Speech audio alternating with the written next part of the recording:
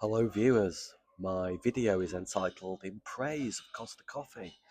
It's a British institution that's been around since 1971, believe it or not. It started out in London, but it's grown phenomenally and you can pretty much see a Costa Coffee in any town or city or airport or train station, anywhere in Britain at the moment. Um, a lot of people decry the quality of the coffee, but I've never had an issue with an Americano with a little dash of milk in. And I think there's a lot of coffee snobbery out there that doesn't apply to most of Britain. I think if you want somewhere in public that is easy to sit down, nice and warm, you can always get a chair, you can always grab a bite to eat or a coffee, then there's very few places in the UK you can actually do that. Costa Coffee, in my view, provides a valuable service. You can change your baby, you can feed your baby, you can use the toilet, staff are always friendly. There's never an issue in a Costa Coffee. I've been in snobby coffee shops, and they're not all the cracked up to be. They're really expensive, even more so than Costa. When I first started going in Costa, a small Americano was £1.80. I think it's now £3.40 or £3.20, depending on which Costa you go to. I've noticed there are slightly different prices by 10 or 20p between different Costa coffee shops. But essentially, it's a great place. The staff are always friendly. I'm not paid to do this, by the way. It's just somewhere I've come in probably over the last 10 years in Costa Coffee with my laptop working. Nobody's ever said anything to me.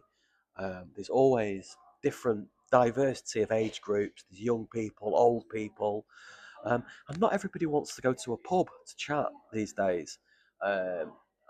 More and more people over 50 are happier to go for a coffee than they are sitting in a pub in an afternoon or a morning. So, in the UK, there are very few places in the public realm where you can just walk in and sit down somewhere. All right, so we have restaurants, but you've got to book usually in the UK, and we have independent coffee shops, which there are millions of brilliant ones, by the way. I'm not saying independent coffee shops are no good. There are certainly some brilliant ones that I go to frequently. But Costa Coffee is accessible for everybody. Everybody knows where the Costa is in town. You don't have to explain it to people. It's acceptable from a meeting point of view, from a business point of view. If you're in the world of business and you suggest going to a Costa Coffee, it's a very vanilla thing to do and very socially acceptable. A first date, perhaps, a Costa Coffee is a good place to get your senses. They normally have big open windows, such as the one I'm next to, so they feel very safe and secure. There's cameras in them. The staff have got camcorders on them in some cases, filming the customers. And I've never seen any trouble in a Costa Coffee. I'll be interested to know if anybody works in a Costa, if they've seen any. They always seem really friendly places to me. Everybody queues up diligently, which is the British way of life. People will happily queue up for, you know, 28 minutes for a frappuccino or a mochaccino or whatever it is that takes your tipple. So I just don't get the coffee snobbery.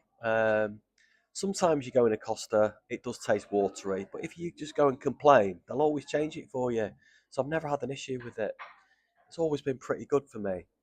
So I think Costa is, arguably it's the beating heart of British society.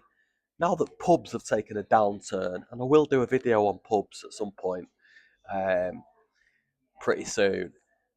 Now people aren't going into pubs. Where else is there to go? Apart from your own flat or house or whatever, or your workplace, where can you just walk into and sit down apart from a Costa Coffee? In an independent coffee shop, the owner would be on you to buy something, whereas in Costa, they're not necessarily on you to buy something. I've sat in Costas before when I've been busy and not even had to buy anything. Basically, just sat there in the corner on my laptop. I'll have repaid it over the years, probably. Um, I do have a Costa loyalty card that fills up pretty frequently, so I get my. In fact, this was a free one today. Should have been £3.40. I got it free because I've had 10. I've bought 10 in the past. So if you're one of those that are snooty about Costa, I'd ask you to recheck that. The food is all right. If you've got a toasty maker at home, you could probably do the same. To be fair, um, 2 slices of white bread, a slice of ham, and a sprinkling of cheese is pretty easy to grill at home if you've got a Breville toaster. I don't know how much Breville toasters cost on Amazon, but not very much. Uh, Price of a toasty in Costa might be about £4 or £5. But yeah, I never have an issue with Costa. I'll be interested to see what you think. Let me know in the comments.